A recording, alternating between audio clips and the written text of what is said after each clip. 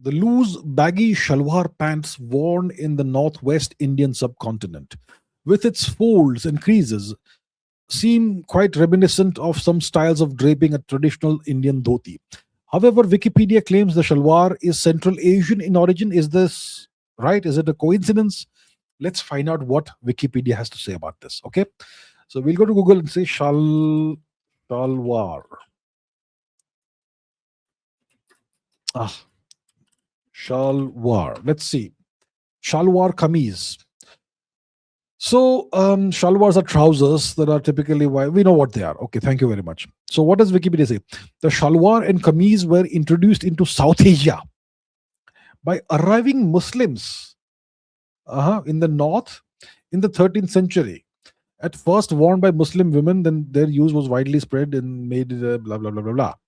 So it says that shalwar kameez came into India in the 13th century. It was brought by Muslims. It was first worn by women. This is what Wikipedia claims. Now, this is nonsense. Let me destroy this claim once and for all. Have you heard of Emperor Kanishka? Emperor Kanishka the Great. Kanishka the Great. Here we have it. So, what does Emperor Kanishka the Great look like? Let's go to Wikipedia itself. Look at this. What is our emperor wearing? What is that?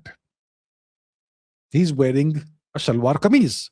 He's wearing a coat. He's wearing trousers and he's wearing boots. Right? Do we have other? See, once again, what is this? He's wearing boots. He's wearing trousers. He's wearing a coat kind of thing, which goes all the way down.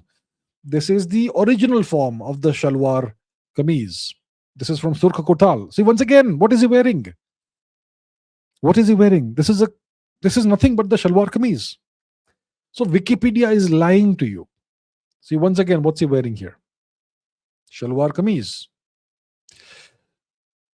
Here, once again, it's shalwar kameez. So the Wikipedia, the claim of Wikipedia that shalwar kameez was brought into India in the 13th century by invading Muslims, it is absolutely nonsense. Emperor Kanishka was wearing shalwar kameez 2000 years ago. Now the question is, what's the origin of the shalwar? So first of all, we have debunked Wikipedia's lies. It did not arrive into India in the 13th century. It did not come with invading Muslims. It was worn in India 2000, roughly, 1900 years ago. Emperor Kanishka used to wear it.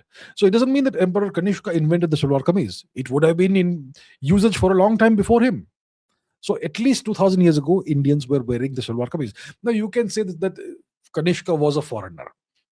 He was a descendant of Kushans. But he was an Indian emperor, right? He ruled India. He was Indian. Most of his coins are Hindu coins. 1% are Buddhist coins.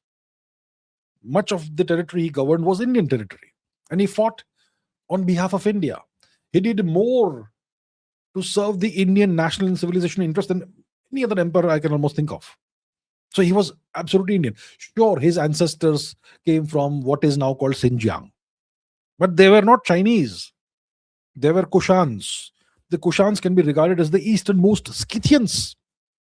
The Scythians were of Indian origin. So once again, it's a round circle. Now, what's the origin of the shalwar kameez? Now, we're going to use logic and a little bit of speculation for this. See,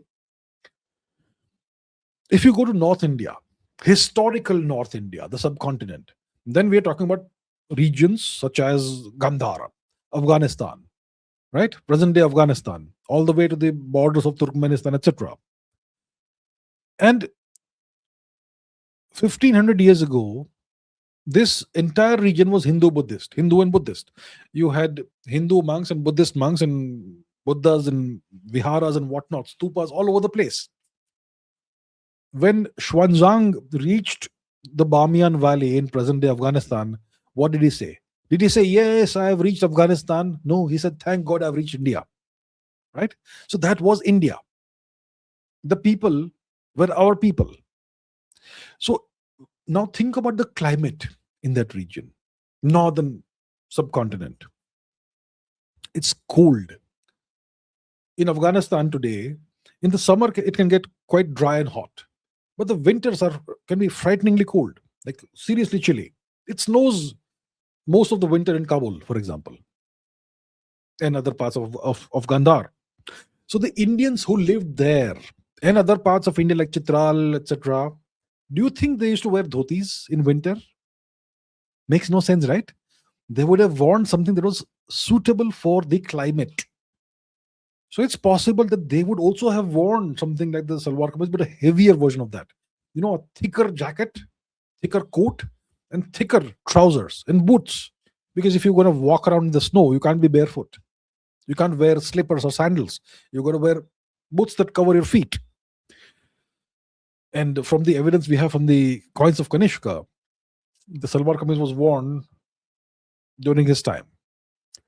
So, the way I see it, it's most likely a northern Indian. It's northern Indian attire. Wikipedia will say whatever it says. We don't have to believe in it. So, one clear, unambiguous piece of evidence is that Emperor Kanishka wore Salwar Kameez. And if he was wearing that at this, about 1900 years ago, it means that it was something that was commonly used during his time, which means it would have been commonly used for centuries before him.